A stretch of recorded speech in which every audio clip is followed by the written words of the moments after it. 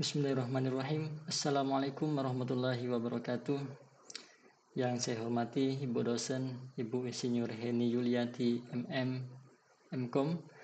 Perkenalkan, nama saya Marsani, salah satu mahasiswa Ibu di mata kuliah Komunikasi Data di kelas IF 404 di Universitas Siber Asia PJJ Informatika. Pada kesempatan ini, izinkan saya untuk memaparkan presentasi intisari pembelajaran dari sesi 7 sampai 14 yang saya angkat dengan tema komunikasi data, konsep teknologi dan implementasi. Sebagai pendahuluan, komunikasi data merupakan proses pengiriman dan penerimaan data antara dua atau lebih perangkat melalui media transmisi. Memahami komunikasi data mencakup berbagai teknik mulai dari kontrol data link, multiplexing, switching network, hingga protokol modern seperti ATM dan frame layer. Masuk ke data link control.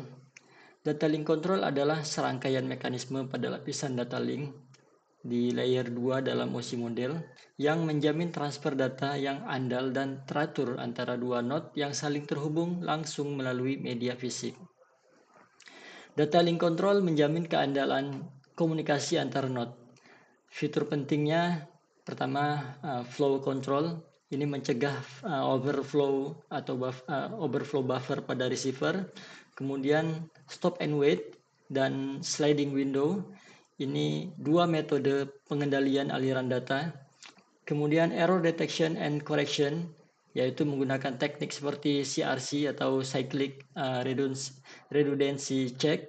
Kemudian ARQ atau automatic repeat request, ini termasuk stop and wait, go back and dan selective repeat.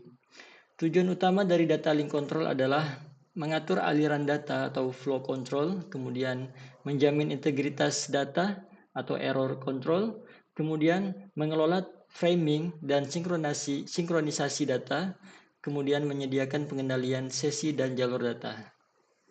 Teknologi dalam data link control, pertama ada flow control atau kontrol aliran. Ini menjamin bahwa pengirim data mengirimkan data lebih cepat dari kemampuan penerima. Kemudian stop and wait, yaitu pengirim menunggu action sebelum mengirim frame berikutnya. Kemudian sliding window, yaitu pengirim itu dapat mengirim beberapa frame tanpa menunggu sesuai dengan ukuran jendela atau window size. Teknologi yang kedua yaitu error control atau kontrol kesalahan. Ini yaitu menangani kesalahan dalam transmisi data. Seperti deteksi, yaitu menggunakan kode parity atau CRC, cyclic redundancy check. Kemudian juga koreksi, yaitu menggunakan metode ARQ, automatic repeat request, yang di dalamnya ada beberapa poin seperti stop and wait ARQ, kemudian go back and ARQ, kemudian selective repeat ARQ. Dan teknologi yang ketiga dari data link control yaitu framing atau pembingkaian data. Ini maksudnya membagikan data menjadi frame-frame terstruktur untuk ditransmisikan. Tiap frame itu memiliki ada header atau alamat dan kontrol, kemudian ada data field, kemudian ada trailer, misalnya seperti FCS, frame check sequence. Dan teknologi yang keempat dari data link control yaitu ada teknologi protokol DLC. Di sini ada beberapa poin seperti HDLC atau High Level Data Link Control, yaitu protokol standar ISO untuk komunikasi sinkron. Kemudian juga ada LAPB dan LAPD, ini X.25 dan ISDN, yaitu versi khusus untuk jaringan tertentu. Kemudian juga ada LLC atau Logical Link Control, yang merupakan sublayer dalam IEEE 802 untuk LAN, Ethernet atau Wi-Fi. Kemudian juga ada frame layer, yaitu merupakan protokol ringan yang menggunakan subset dari HDLC. Implementasi data link control pertama yaitu di bagian perangkat keras seperti Network Interface Card atau NIC. Ini melaksanakan framing, CRC, buffering. Kemudian implementasi di perangkat keras berikutnya yaitu ada di switching atau router di layer 2, yaitu menangani switching frame antar LAN segmen. Dan juga ada di modem DSL atau fiber ONT. Ini mengimplementasikan framing dan deteksi kesalahan. Dan implementasi di perangkat lunak atau di protokol, yaitu sistem operasi itu mengatur driver NIC, Network Interface Card, dan protokol stack. Dan juga contoh implementasinya ada pada PPPD atau PPP Diamond, kemudian ada di HDLC Linux Kernel Module. Dan implementasi berikutnya, kalau di jaringan nyata itu ada di Ethernet, yaitu menggunakan framing CRC32 dan MAC address. Kemudian di Wi-Fi juga ada, yaitu memiliki framing khusus, kontrol kesalahan dan act dan retry. Dan juga ada di frame layer dan ATM menggunakan DLC dengan cara yang lebih ringan dan efisien. Berikut ini merupakan gambar yang berkaitan dengan data link control seperti stop and wait dan sliding window juga, yang menggambarkan bagaimana act dikirim balik dari buffer, menggambarkan bagaimana act dikirim balik dan buffer digunakan. Kemudian termasuk juga ada di NIC, yaitu perangkat kelas yang menjalankan fungsi-fungsi DLC. Masuk ke pembahasan mengenai multiplexing. Multiplexing adalah teknik untuk menggabungkan beberapa sinyal atau aliran data agar dapat dikirimkan melalui satu media transmisi secara efisien. Ini memungkinkan berbagai kapasitas saluran transmisi antara banyak pengguna atau aplikasi. Multiplexing memungkinkan penggunaan media transmisi secara efisien dengan membagi kapasitas ke banyak sinyal. Pertama ada FDM atau Frequency Division Multiplexing, yaitu cocok untuk sinyal analog atau radio. Kemudian ada TDM, Time Division Multiplexing, yaitu sinyal digital dikirim dalam slot waktu. Kemudian Statistical TDM, yaitu slot waktu dialokasikan berdasarkan permintaan. Kemudian juga ada ADSL atau DMT. ADSL dan DMT yaitu menggunakan teknik multiplexing untuk layanan internet cepat.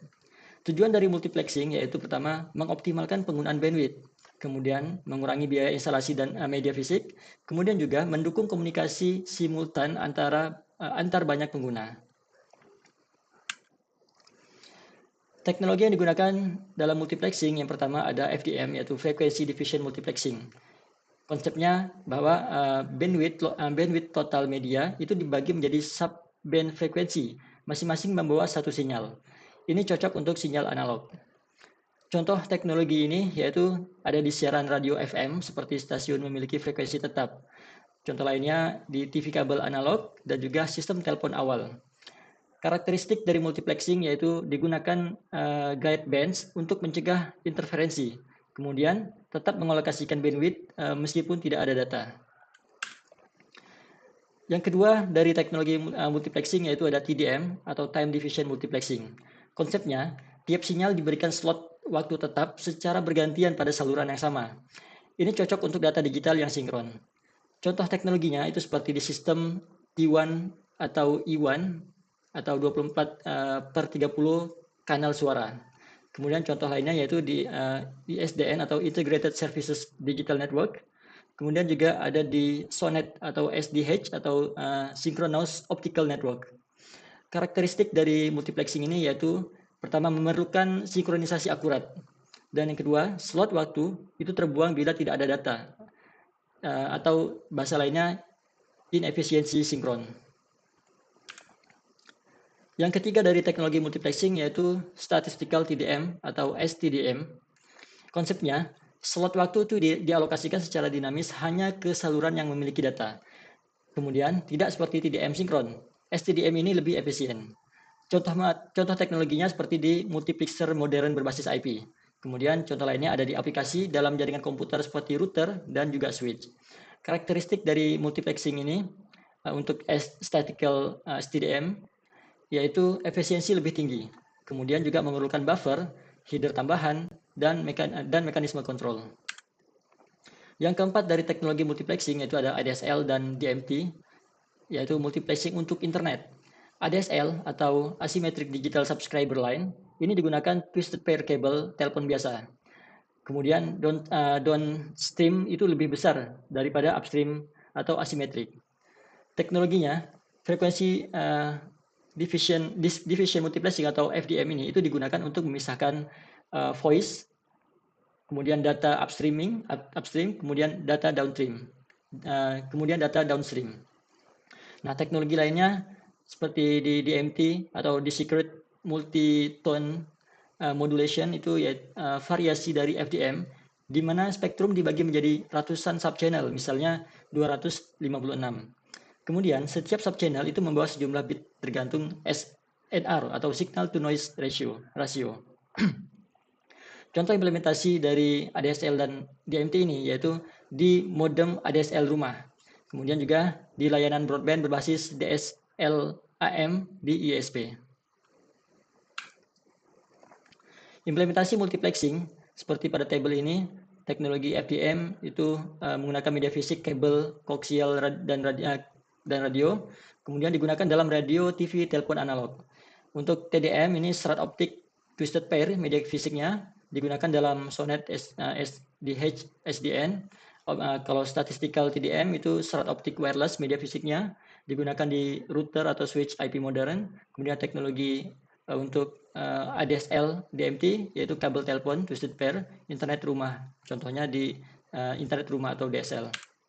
Berikut ini gambar dari FDM atau Frequency Division Multiplexing diagram. Kemudian juga di sebelah kanan itu gambar dari Symmetric Digital Subscriber Line. Selanjutnya masuk ke switching network. Switching network adalah jaringan komunikasi yang mentransmisikan data dari satu titik ke titik lain dengan mengarahkan data melalui node-node perantara atau switches. Teknik switching ini digunakan untuk menghubungkan pengguna di jaringan besar tanpa perlu koneksi langsung permanen antara setiap pasangan pengguna. Ada dua jenis utama dari switching network, yaitu pertama ada circuit switching, yaitu jalur khusus dibuat antara pengirim dan penerima seperti telepon. Kemudian ada package switching, itu data dikirim dalam paket-paket kecil tanpa jalur tetap. Komponen dalam circuit switching ada digital switch, control unit, exchange, trunk, dan subscriber loop. Ada dua jenis utama switching. Yang pertama kita bahas yaitu circuit switching. Konsepnya, jalur komunikasi didedikasikan secara eksklusif antara pengirim dan penerima selama sesi komunikasi. Jadi ada terjadi 3 fase, yaitu pertama ada establish, yaitu pembentukan jalur, kemudian ada transfer, yaitu pengiriman data, kemudian ada disconnect atau pemutusan koneksi. Contohnya dari circuit switching ini ada di sistem telepon tradisional atau PSTN. Kemudian juga ada di ISDN atau Integrated Services Digital Network. Kelebihan dari circuit switching ini yaitu jalurnya tetap, artinya latensi rendah dan stabil, cocok untuk komunikasi suara real time. Kekurangannya tidak efisien karena jalur tetap memblokir sumber daya meskipun tidak ada data. Kemudian kekurangan lainnya yaitu setup lambat, jadi karena butuh waktu membentuk koneksi. Yang kedua dari jenis utama switching yaitu packet switching. Konsepnya, data dipecah menjadi paket-paket kecil yang dikirimkan melalui jaringan tanpa jalur tetap. Ada dua pendekatan. Pertama ada datagram, yaitu setiap paket independen, dan yang kedua yaitu virtual circuit. Jalur logis dibuat sebelum pengiriman. Contoh dari packet switching ini yaitu internet sendiri. Kemudian ada jaringan komputer atau IP, LAN dan WAN. Kemudian juga teknologi seperti X.25 atau frame layer. Kelebihan dari packet switching, pertama efisien, karena jaringan dibagi untuk banyak pengguna, kemudian fleksibel, dapat menghindari jalur sibuk, dan kelebihan ketiga yaitu toleransi terhadap kegagalan.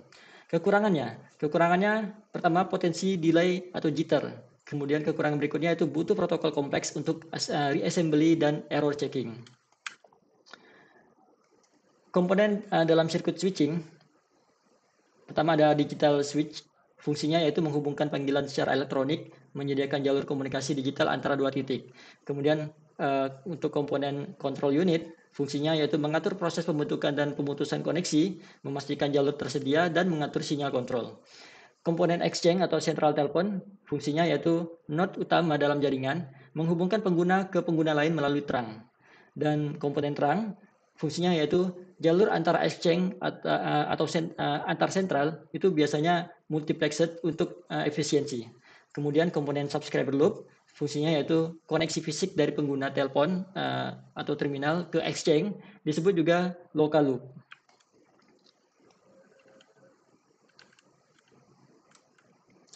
Implementasi switching network untuk circuit switching yaitu digunakan dalam sistem suara lama atau PSTN atau jaringan ISDN.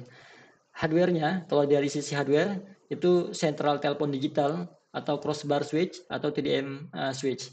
Kemudian kalau di routing itu menggunakan teknik seperti alternate routing dan tree topology. Kemudian untuk packet switching, implementasinya itu digunakan pada internet dan internet modern, intranet modern. Kemudian juga digunakan di router dan switch layer 3, yaitu melakukan pengambilan keputusan routing. Dan packet switching juga diimplementasikan di protokol routing, seperti OSPF, BGP, RIP digunakan untuk mencari jalur efisien. Berikut ini gambar berkaitan dengan switching network, ada circuit switching diagram, dan juga ada packet switching model. Baik, masuk ke packet switching. Kalau tadi switching network, sekarang kita masuk ke packet switching. Packet switching adalah metode pengiriman data dalam bentuk paket-paket kecil yang dikirim secara terpisah melalui jaringan dan tidak memerlukan jalur tetap seperti pada circuit switching. Setiap paket itu membawa data pengguna dan informasi kontrol seperti alamat tujuan, nomor urut, dan sebagainya. Packet switching itu digunakan dalam jaringan modern seperti internet, terdiri dari dua metode. Ada metode datagram, yaitu setiap paket itu dikirim secara independen. Kemudian juga ada virtual circuit, yaitu jalur logis dibuat terlebih dahulu. Manfaat dari packet switching, pertama efisiensi penggunaan jaringan, kemudian fleksibel routing, dan juga dapat menangani berbagai jenis traffic. Tujuan utama dari packet switching yaitu memaksimalkan penggunaan saluran transmisi, kemudian meningkatkan efisiensi dan keandalan jaringan, dan juga mendukung komunikasi data tidak real time maupun real time yang adaptif. Teknologi packet switching pertama ada datagram. Konsepnya, tiap paket itu dikirim secara independen satu sama lain. Kemudian paket dapat melewati rute berbeda dan bisa tiba tidak berurutan. Karakteristik dari datagram ini tidak ada jalur logis tetap, sangat fleksibel dan tahan terhadap gangguan jalur. Juga penerima harus menyusun ulang paket yang diterima. Contoh implementasinya yaitu pada IP atau Internet Protocol di internet. Kemudian di UDP juga atau User Datagram Protocol dan jaringan publik berbasis IP. Untuk virtual circuit teknologinya, konsepnya sebelum pengiriman itu dibuat jalur logis sementara atau virtual circuit antara pengirim dan penerima. Kemudian paket-paket dikirim melalui jalur yang sama dan berurutan. Karakteristiknya lebih terstruktur, terkontrol dibanding datagram. Dan karakteristik berikutnya perlu fase setup dan teardown. Ini mirip circuit switching tapi tidak eksklusif. Kemudian juga setiap paket mengandung identitas virtual circuit, bukan alamat lengkap. Contoh implementasinya yaitu ada di X.25, kemudian ada di frame layer, dan juga ATM atau Asynchronous Transfer Mode. Paket switching manfaatnya seperti yang ada di tabel, yaitu efisiensi jaringan, fleksibilitas routing, skalabilitas, ketahanan terhadap gangguan, dan juga mendukung berbagai jenis traffic. Implementasi packet switching itu ada di router atau switching layer 3, kemudian ada di routing algoritma, kemudian ada di buffer queuing. Ini berikut ini gambar packet switching. Seperti datagram packet switching, ada internet virtual circuit dan datagram operation, ada virtual circuit switching. Kalau contoh di perusahaannya seperti diimplementasi oleh Telkom untuk MPLS, karena ini merupakan teknologi virtual circuit. Masuk ke pembahasan mengenai Asynchronous Transfer Mode atau ATM. Adalah sebuah teknologi switching dan multiplexing yang digunakan dalam jaringan komunikasi untuk mentransmisikan data dalam bentuk sel berurutan tetap, yaitu 53 byte. Teknologi ini dirancang untuk menyediakan transmisi data efisien yang cepat dan mendukung berbagai jenis traffic termasuk data, suara, video secara simultan dalam satu jaringan. ATM menggunakan pendekatan connection oriented, di mana setiap koneksi itu dibentuk secara logis melalui jalur yang disebut virtual path atau VP dan virtual channel atau VC. Data dari aplikasi disegmentasi dan disusun kembali menggunakan ATM Adaptation Layer atau OAL sesuai dengan jenis layanan yang dibutuhkan. Berikut ini implementasinya yaitu ada di sel ATM, kemudian ada jalur komunikasi, ini maksudnya implementasi dari ATM ya. Ada jalur komunikasi VC dan VP, kemudian juga ada di ATM Adaptation Layer, kemudian ada di jenis layanan ATM atau QoS classes. Berikut ini implementasi ATM itu perangkat dan infrastrukturnya. Kalau di sisi perangkat dan infrastruktur ada di ATM switch, DSLM, fiber backbone. Contoh penerapan nyata seperti jaringan ISP yang dulu, Kemudian ada ATM over SDH atau SONET dan IP over ATM. Berikutnya gambar ATM cell format. Kita masuk ke frame layer, ya ini merupakan teknologi jaringan berbasis paket yang bekerja di lapisan data link layer 2 OSI untuk menyediakan transmisi dan berkecepatan tinggi dan efisien. Tujuan utamanya itu menyediakan komunikasi data point to point yang cepat, menyederhanakan protokol pengiriman untuk meningkatkan efisiensi, memanfaatkan reliabilitas tinggi dan jaringan fisik modern. Ini teknologi frame layer, fiturnya layer 2 operation, connection oriented, no hub by hop, error control, efisiensi likewise. Komponen teknologi yang digunakan yaitu ada virtual circuit atau VC, DLC, LAPV, dan control plane dan user plane. Ini implementasi di frame layer, jaringan dengan error rendah, kemudian backbone jaringan WAN antar kantor cabang, kemudian koneksi VPN side to side. Berikut ini gambar dari frame layer. Masuk ke teknis transmisi. Ini merupakan metode atau cara untuk mentransfer data dari satu perangkat ke perangkat lain melalui medium fisik atau nirkabel. Ini mencakup bagaimana sinyal dikirim, diterima, dimodulasi, dan ditafsirkan, baik dalam bentuk analog maupun digital. Tujuannya pertama menjamin pengiriman data yang efisien dan andal, meminimalkan gangguan, noise, dan error, menyesuaikan data digital dengan media fisik. Ada dua jenis transmisi analog dan transmisi digital. Implementasi frame layer, ini maksudnya implementasi teknik transmisi. Kabel tembaga itu karakteristiknya mudah dipasang, tetapi rentan interferensi dan terbatas bandwidth dan lain-lainnya. Pemrosesan sinyal, jadi ada proses modulasi atau demodulasi. Modulasi yaitu artinya proses mengubah sinyal digital ke bentuk analog agar bisa ditransmisikan melalui media analog. Kemudian demodulasi, ini proses mengubah kembali sinyal analog ke bentuk digital di sisi penerima. Digunakan dalam modem komunikasi radio atau ADSL. Kedua, prosesnya itu ada encoding atau decoding, yaitu proses mengubah data digital menjadi bentuk sinyal listrik atau cahaya agar dapat ditransmisikan. Untuk decoding, itu proses mengubah sinyal yang diterima kembali ke bentuk data digital. Implementasinya ada di modem VDSL atau ADSL, transceiver Ethernet, router, switch fiber pada infrastruktur fisik, fiber backbone, wireless access point. Berikut ini gambarnya. Baik, akhirnya kita masuk ke kesimpulan. Perkembangan komunikasi data menuntut efisiensi, keandalan, dan kecepatan tinggi dari kontrol pada data link hingga switching modern seperti ATM dan multiplexing dinamis. Semuanya saling mendukung membentuk infrastruktur komunikasi masa kini. Komunikasi data modern itu dibangun atas fondasi penting seperti data link control untuk keandalan transmisi, multiplexing untuk efisiensi penggunaan media, serta switching network untuk pengelolaan jalur komunikasi yang fleksibel. Paket switching menjadi metode utama di internet karena efisiensi dan skalabilitasnya kemudian didukung oleh teknologi seperti ATM dan frame layer yang menawarkan QoS dan efisiensi tinggi. Akhirnya teknik transmisi baik analog maupun digital menentukan bagaimana data dikirim melalui kabel atau wireless dengan proses modulasi dan encoding sebagai kunci utama kecepatan dan keakuratan komunikasi. Baik, demikian presentasi yang bisa saya paparkan, mudah-mudahan bisa diterima dengan baik. Terima kasih atas perhatian dan dukungan Ibu dalam proses pembelajaran. Terima kasih atas bimbingannya. Wassalamualaikum warahmatullahi wabarakatuh.